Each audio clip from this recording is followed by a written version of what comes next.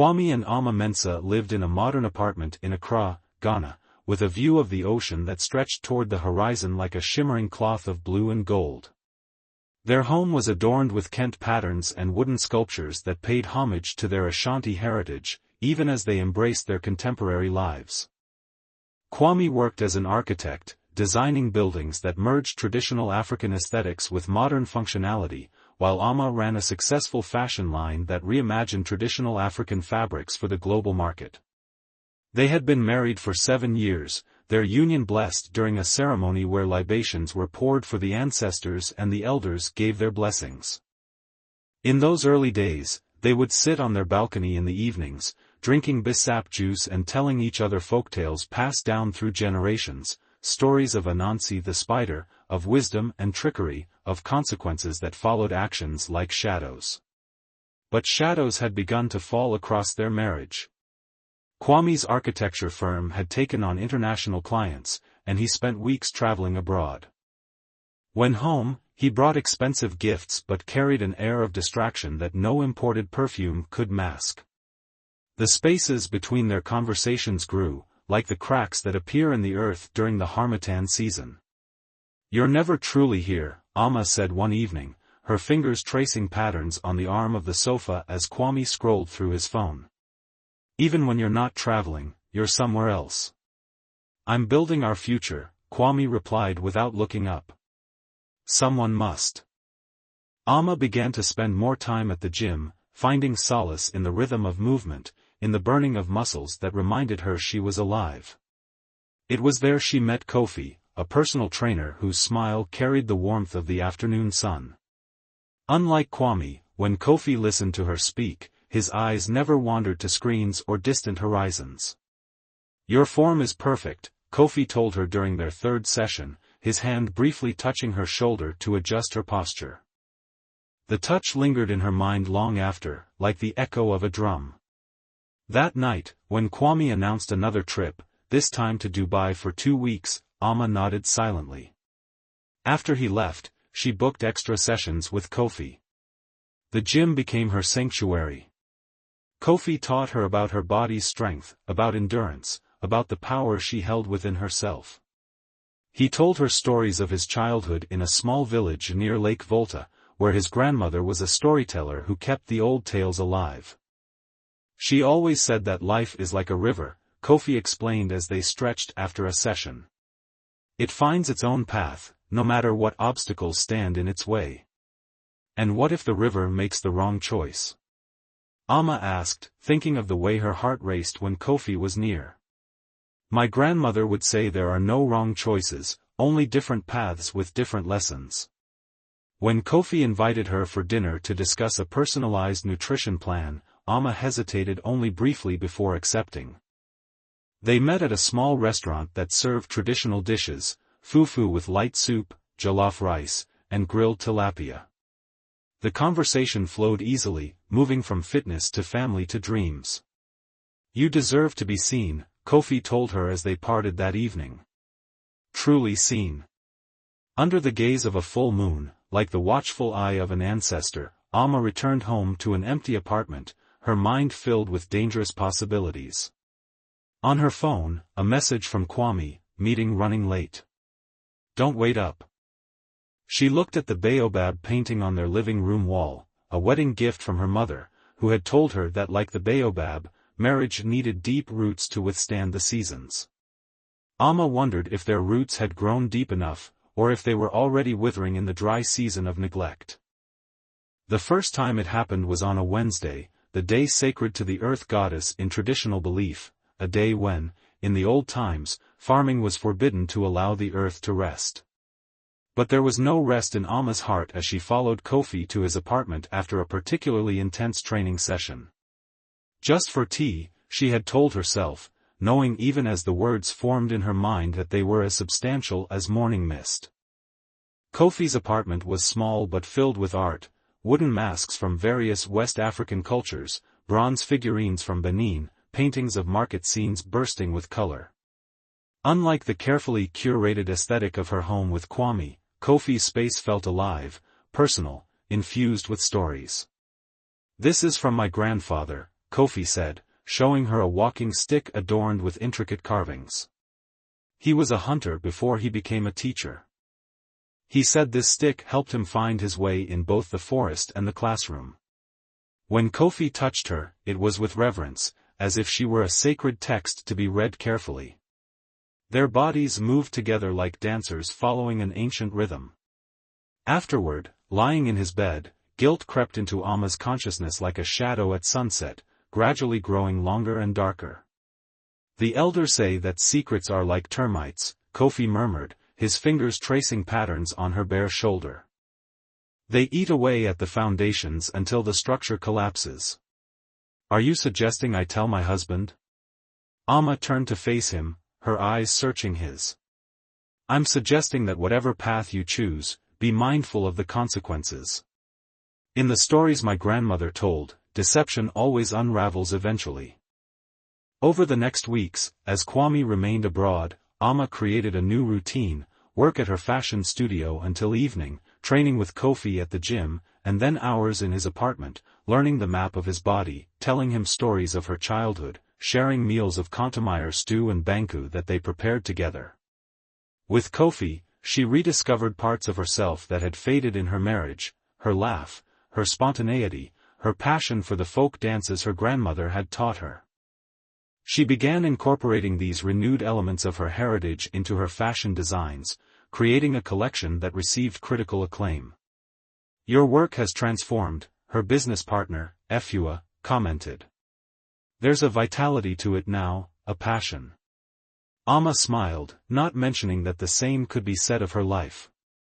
She knew what she was doing was wrong, had heard enough cautionary tales growing up, had seen the consequences of infidelity in her parents' generation. Yet she couldn't stop, addicted to the feeling of being valued, of being present with someone who was equally present with her. When Kwame called from Dubai, she answered with practiced ease, asking about his work, sharing news about her business, maintaining the facade of normalcy. After they hung up, she would stare at their wedding photograph, both of them resplendent in Kent cloth, her mother's golden beads around her neck, his father's wisdom cloth on his shoulder, and feel a pang of shame that was never quite strong enough to change her course. You seem different, Kwame said during one video call, his face pixelated on the screen but his scrutiny clear even through the digital distance. Different how? Ama asked, her heart quickening. Happier, he said after a pause. Your designs are getting attention. I'm proud of you. The words should have warmed her, but instead, they felt like stones in her stomach. His pride was in her professional success, not in who she was as a person. Did he even know that person anymore? Did she? As Kwame's return date approached, Ama found herself standing at a crossroads. The old stories always featured crossroads, places of decision, of meeting between worlds, of potential transformation. She needed to choose: end things with Kofi, confess to Kwame, or deepen her deception. Whatever you decide, Kofi told her during what she had decided would be their last evening together, remember that you are worthy of happiness. Not the happiness others expect you to have, but the happiness that makes your spirit dance. That night, as she returned home to prepare for Kwame's arrival, a massive storm swept through Accra. Lightning split the sky like the gods themselves were breaking it open, and thunder rumbled like ancestral drums of warning. In the old tales, such storms were omens, the natural world reflecting human disruption. Ama stood on her balcony, letting the rain soak her, wondering what warning the storm carried for her. Kwame returned bearing gifts: a gold necklace from Dubai that caught the light like fish scales in a sun-dappled stream, rare spices that filled their apartment with exotic scents, and a carved ebony sculpture of intertwined figures that he placed on their bedroom shelf. He moved through their home with renewed energy, telling stories of his travels, making plans for their future. I've been thinking, he said as they shared a breakfast of wache and fried plantains, we should start a family. Build something lasting together. The words hovered between them like a bird uncertain where to land. Ama concentrated on her food, avoiding his eyes, feeling the weight of her deception pressing on her chest like a stone. Is something wrong? Kwame asked, reaching across the table to touch her hand. You've been distant since I returned. Amma looked up at his face, the face she had once known better than her own, the face that had been absent for so many months. I need to focus on my business right now, she said. It's finally gaining international attention. Kwame nodded, withdrawing his hand. Of course. There's time. But disappointment shaded his eyes like clouds passing over the sun. That evening, Amma attended a fashion event, showcasing her latest collection. She had not expected Kwame to join her, these industry gatherings had never interested him, but as she scanned the crowd, she saw him standing near the entrance, tall and distinguished in a suit that combined Italian tailoring with Kent accents she had designed. Her heart warmed at his presence, at this unexpected gesture of support. Perhaps there was hope for them after all, she thought. Perhaps the river could find its way back to its original course. Then she saw Kofi enter the gallery. He had not known she would be there, it was simply horrible luck, the kind that featured in the trickster tales of her childhood, where coincidence was never truly coincidence but the meddling of capricious spirits. Throughout the evening, Amma navigated the space between the two men like a dancer moving between drummers with competing rhythms. Kwame stayed close to her side, his hand occasionally coming to rest on the small of her back, a gesture of both possession and support. Kofi kept his distance, but his eyes followed her, carrying a heat she could feel across the room. When the event concluded, Kwame went to retrieve their car while Amma stayed behind to speak with a fabric supplier. It was then that Kofi approached. You look beautiful, he said, his voice low. Your designs are magnificent. Thank you, Amma replied stiffly, aware of curious eyes around them. But we shouldn't be seen talking. He's back, then. It wasn't a question. And you've made your choice. It's not that simple. It never is in the stories, Kofi said with a sad smile. But the truth always emerges, like a seedling pushing through soil. Before Amma could respond, she felt a presence behind her. She turned to find Kwame standing there, his face a careful mask, eyes moving between her and Kofi. I don't believe we've met, Kwame said, extending his hand. I'm Kwame Mensah, Amma's husband. Kofi Aguiman, Kofi replied, accepting the handshake. I'm Amma's personal trainer. Ah, Kwame nodded. The one responsible for my wife's newfound dedication to fitness. She speaks highly of your methods. The double meaning was not lost on Amma, whose heart pounded like a talking drum announcing danger. Had Kwame suspected? Had he seen something in their interaction just now? Or was he simply being polite? The drive home was filled with a silence as dense as the forests that once covered their ancestors' lands. When they arrived at their apartment, Kwame poured himself a glass of palm wine and walked out to the balcony. Amma followed, uncertain what to say, how to bridge the chasm that seemed to have opened between them. Did you think I wouldn't notice? Kwame finally asked, not looking at her but staring out at the city lights scattered like fallen stars. The way you changed your schedule. The way you would end our calls abruptly. The way your voice changed when you mentioned the gym. Amma felt her world tilting, like the earth beneath her feet was suddenly unstable. Kwame. I hired someone to follow you, he continued, his voice eerily calm. I saw the photos last week. You, entering his building. Not leaving until morning. The confession hung in the night air, both his surveillance and her betrayal exposed like twin wounds. In the distance, lightning flickered, another storm approaching. I wanted to see if you would tell me yourself, Kwame said, finally turning to look at her. If there was still enough honesty between us for that. Tears filled Amma's eyes, not just for the pain she had caused but for what his words revealed, that trust had been broken on both sides, that they had both chosen deception over difficult truth. The elders say that a marriage is like a Baobab tree, Kwame said, gesturing to the painting on their wall. It can survive drought, fire, even the passing of centuries. But only if its roots remain strong. The weeks that followed their confrontation were like the aftermath of a forest fire, devastation everywhere, but small signs of life persisting amidst the ash. Kwame moved into their spare bedroom, maintaining a polite distance that was somehow more painful than anger would have been. They moved around each other carefully, like strangers sharing temporary quarters. Amma ended things with Kofi with a short, tearful meeting at a neutral cafe far from their neighborhood. "I need to try to save my marriage," she told him. "I owe Kwame that much." Kofi accepted her decision with grace, though pain shadowed his eyes. "In my village," he said, "when relationships end, we perform a simple ceremony of release. We write what we cherished on leaves and set them afloat on the river, returning our feelings to the water that sustains all life." They didn't perform the ritual, but the image stayed with Amma. Emotions returned to the element from which life emerged, not destroyed but transformed, becoming part of something larger. At home, Amma and Kwame began the difficult work of rebuilding. They agreed to see a counselor, an elder woman named Antia, who incorporated both modern psychological techniques and traditional wisdom into her practice.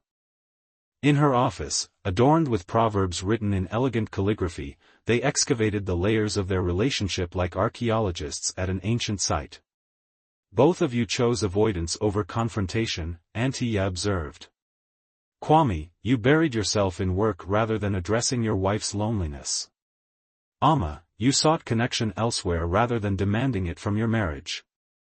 Our grandparents stayed together through worse hardships," Kwame argued. "They didn't have the luxury of personal fulfillment." "True," Antia nodded. "But they also lived in communities where marriage was supported by the whole village, where elders intervened at the first sign of discord, where couples were rarely left to navigate difficulties alone as you two have been."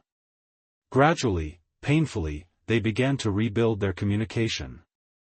Kwame reduced his travel schedule, delegating more responsibilities to his partners. Amma shared her feelings of abandonment, her fear that success had become more important to Kwame than their connection. "I thought I was building security for us," Kwame admitted during one session. "My father lost everything in the economic collapse of the 80s. My mother had to sell her jewelry piece by piece to feed us. I promised myself my wife would never know that kind of desperation. But I never asked for wealth," Amma responded. "I asked for presence." Outside the counselor's office, they established new rituals. Sunday afternoons were spent at the cultural center, watching traditional dance performances or listening to storytellers. They took cooking classes together, learning to prepare dishes from various African regions. Kwame even joined Amma at a new gym, not Kofi's, where they trained side by side, rebuilding their physical connection as they worked on their emotional one. Yet trust remained elusive, like morning mist that dissipates with the rising sun. Kwame would grow quiet if Amma received a text message, his mind clearly wondering who was contacting her. Amma would feel a tightness in her chest when Kwame mentioned female colleagues, wondering if he was considering retaliation in kind. The breakthrough came unexpectedly, during a visit to Kwame's ancestral village for his grandmother's 80th birthday celebration. As part of the festivities, the elders conducted a cleansing ceremony for the entire family, meant to wash away negativity and strengthen bonds. Standing beside Kwame as an elder sprinkled water infused with herbs over them, Amma felt something shift within her, not forgiveness exactly, not yet, but the possibility of it, like the first rain after a long drought that carries the promise that the earth might grow green again. That night, under stars that seemed close enough to touch, Kwame took her hand as they walked back to their lodging. "My grandmother said something to me today," he told her. "She said that grudges are like carrying hot coals in your hands, you're the one who gets burned." Amma squeezed his hand. "Does that mean you're ready to let go?" "I'm trying," Kwame said, his voice rough with emotion. "Every day, I'm trying." Back in Accra, a letter arrived for Amma. It was from Kofi, informing her that he had accepted a position at a sports academy in Senegal. "I want you to know that what we shared helped me reconnect with my purpose," he wrote. "I'll be training young athletes from across the continent, helping them connect with their bodies and their heritage simultaneously. Thank you for being part of my journey." Amma showed the letter to Kwame, a gesture of transparency that cost her greatly but that she knew was necessary. He read it silently, then folded it carefully and handed it back to her. "Are you sorry it's over?" he asked, his voice carefully neutral. Amma considered the question, determined to answer with complete honesty. "I'm sorry for the pain I caused. I'm sorry for the trust one broke. But no, I'm not sorry it's over. I want to be here, rebuilding with you." A year passed, bringing with it the natural cycles of growth and change. Amma's fashion line expanded, with boutiques opening in Nairobi and Johannesburg. Kwame's architecture firm won an award for a community center in Lagos that incorporated sustainable materials and traditional building techniques. Their professional lives flourished, but more importantly, their marriage had begun to heal, like a broken bone that, properly set, can grow stronger at the point of fracture. They had moved to a new apartment, both of them needing a fresh space unmarked by painful memories.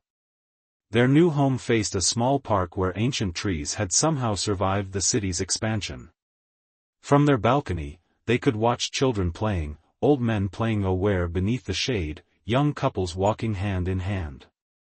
"Do you ever think about what might have happened if you hadn't discovered the affair?" Amma asked one evening as they sat together, sharing a bottle of South African wine. "If I had ended it without you ever knowing?" Kwame considered the question, swirling the wine in his glass. "I think secrets have a way of revealing themselves, one way or another. If not through discovery, then through the distance they create." He was right, Amma knew. Even if Kwame had never learned of her infidelity, it would have remained between them like an invisible wall, altering the architecture of their relationship in ways both subtle and profound. Their rebuilding had not been without setbacks. There were still nights when old resentment surfaced, when trust felt fragile as a newly emerging butterfly. But they had learned to navigate these moments with more grace, to recognize them as part of the healing rather than signs of failure. They had also, gradually, found their way back to physical intimacy. Their lovemaking now carried a different quality, slower, more mindful, with a tenderness born from the knowledge of what they had almost lost. Sometimes, afterward, Amma would cry, not from sadness but from the overwhelming relief of reconnection. "My grandfather used to say that love is not found in the first bloom of attraction," Kwame told her during one such moment, wiping her tears with gentle fingers. "It's found in the choice to remain, to rebuild, to see each other clearly and still choose to stay." The final step in their healing came when they decided, together, to start the family they had once discussed. It was not a decision made lightly. Both knew that bringing a child into their home required a foundation of trust and stability that they were still reinforcing daily. "Are we ready?" Amma asked, her hand resting on her still flat abdomen where their child now grew. "Truly ready?" "I don't know if anyone is ever truly ready," Kwame replied. "But I know we're committed, to each other, to honesty, to creating a home where our child will learn about both modern possibilities and ancient wisdom." As her pregnancy progressed, Amma incorporated traditional practices alongside modern medical care. She visited a respected midwife who prepared herbal teas to strengthen her body. She listened to the advice of elder women who knew the old ways of bringing life safely into the world. Kwame accompanied her to these visits, asking questions, learning alongside her. In her 7th month, they traveled to Kwame's village for a blessing ceremony. Under the spreading branches of a Baobab tree, the same species that had watched over countless generations of their ancestors, the community gathered to celebrate the coming child. "The Baobab can live for thousands of years," the eldest woman of the village told Amma as she tied a protective amulet around her wrist. "It survives drought, storm, even fire. Its roots go deep, drawing water from hidden sources. This is how your marriage must be, deeply rooted, able to find nourishment even in difficult seasons." As the ceremony continued, Amma looked at Kwame across the circle of celebrants. Their eyes met and held, a silent acknowledgement passing between them, of pain endured, of forgiveness offered and accepted, of the commitment to continue choosing each other every day. Later, as they walked through the village, Kwame pointed to a building in the distance. "The new community center," he said. "My firm designed it, but we incorporated ideas from the village elders. It's a true collaboration between traditional knowledge and modern techniques." Amma smiled, recognizing the metaphor for what they had created in their marriage, not a return to what was, but a thoughtful integration of past and present, of lesson and growth, of rupture and repair. That night, beneath a sky brilliant with stars, their child kicked strongly against Amma's palm. Kwame placed his hand beside hers, feeling the movement of their future taking shape. "In the old stories," Amma said softly, "there are no perfect heroes, only flawed humans who sometimes make the wrong choices but who have the courage to face the consequences and learn from them. Is that the kind of story we'll tell our child?" Kwame asked. "Yes," Amma replied, leaning against his shoulder. "Because it's true. And because it's ours." Above them, the ancient stars continued their eternal dance, witnesses to the human story unfolding beneath them, a story as old as time yet always new, of falling and rising, of breaking and mending, of the profound courage required to love fully in an imperfect world.